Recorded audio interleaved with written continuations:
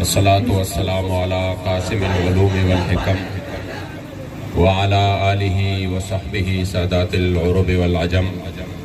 اما بعد فاعوذ باللہ من الشیطان الرجیم بسم اللہ الرحمن الرحیم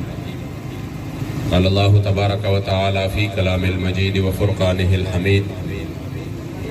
یا ایہا الذین آمنوا ان تنصروا اللہ ینصرکم ویثبت اقدامکم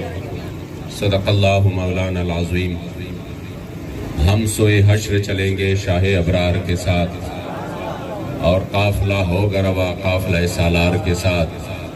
یہ تو طیبہ کی محبت کا اثر ہے ورنہ کون روتا ہے لپٹ کر در و دیوار کے ساتھ۔ اور اے مظہر ہم بھی سنیں گے کوئی نعتِ رنگی گر ملاقات ہوئی شاعر دربار کے ساتھ۔ او تانا قربان یا رسول مدنی تماشقید سبحان یا رسول مدنی ستا محبت جے پکم زلکے نقشوی نوی نشت حقی زلکی ایمان یا رسول مدنی کہ ہزار زل ایمان روڑی خوبستال عشقہ چری بنشی مسلمان یا رسول مدنی۔ الحمدللہ یہ قافلہ عظیمت 22 مئی کو کراچی سے روانہ ہوا۔ لوگ سمجھ رہے تھے کہ سندھ میں تحریک لبیک پاکستان سندھ سے ہو کر جا رہا ہے، تو کیا یہ لانگ مارچ جو کہ بظاہر آپ دیکھتے ہیں کہ جب نام ہی لانگ مارچ کہا جاتا ہے تو اسی وقت بندہ گھبرا جاتا ہے کہ یار کراچی سے اسلام آباد تک اور پھر درمیان میں وہ علاقے جس کے بارے میں تاثر یہ تھا کہ شاید یہاں پر تحریک کو رسپانس نہیں ملے گا، تحریک کے بندے نہیں ہیں، لیکن بخدا سندھ والوں نے ثابت کر دیا کہ ہم کسی جاگیردار وڈیرے کا غلام نہیں، ہم کریم آقا تاجدار مدینہ کے غلام ہیں۔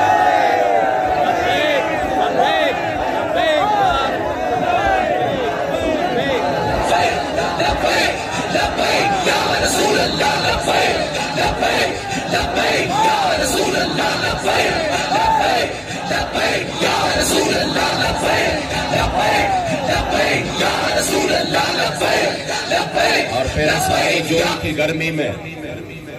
جہاں پر بندہ تصور بھی نہیں کر سکتا، بڑے بڑے پارٹیاں تصور سے بھی گھبرا جاتے ہیں کہ ہم ایک جلسہ نہیں کامیاب کر سکتے، اور یہ ہر 10-15 کلومیٹر کے بعد استقبال ہے، اور جہاں پر جاتے ہیں تو وہاں پر گھنٹوں لوگ انتظار کرتے ہیں۔ راستے میں جگہ جہاں پر حضور کے عشاق ہے ان کے دل کے لیے ہم جب تھوڑا سا بھی ٹائم دیں تو آگے جا کر 10 گھنٹے بھی، بلکہ رات تو سکر والوں نے بارش میں صبح تک انتظار کیا، مگر یاد رکھیے پھر بھی ثابت کر دیا کہ ہم نے اپنے عظیم محسن مجدد دوران امیر المجاہدین رحمت اللہ تعالی علیہ نے ہمیں جو نظریہ دیا کہ اب وہ بات ختم ہوئی کہ ہم اب اس مکین گنبد خضرا کے غلام ہیں جن کے غلامی میں بندہ آ کر پوری دنیا کی سرداری حاصل کرتا ہے، اور یہ کائنات میں وہ غلامی ہے جہاں بندہ غلام پھر نہیں رہتا، پھر اللہ کریم ان کو کائنات کی سرداری عطا فرماتا ہے۔ ہمارے پشتو کے مشہور شاعر ہیں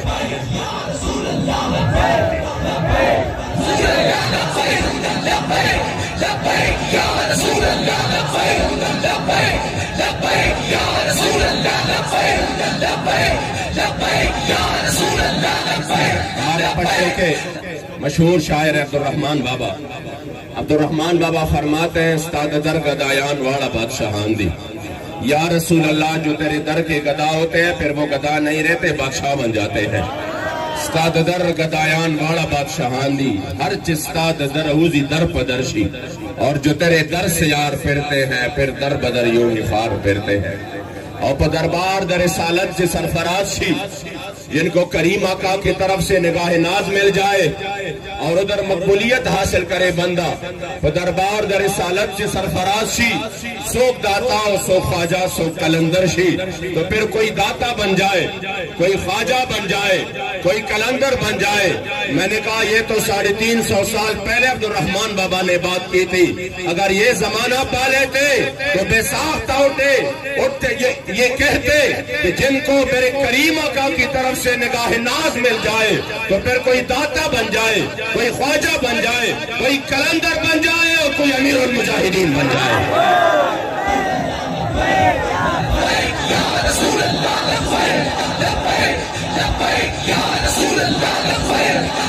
آج الحمدللہ یہاں پر پاکستان بچاؤ مارچ سکر سے آج انشاءاللہ یہ قافلہ روانہ ہوگا. آپ کو پتا ہے کہ حکمران اور اپوزیشن دونوں یہ اپنے جھگڑوں میں لگے ہوئے ہیں اور ایک دوسرے کو زیر کرنے کی کوشش میں غریب کو بالکل مکمل طور پر بھلا بیٹھے ہیں. غریب کا کوئی پرسان حال نہیں. ہم سمجھ رہے تھے یہاں پر جن لوگوں نے 50 سال حکومتیں کی ہے تو شاید یہ سندھ کا چپا چپا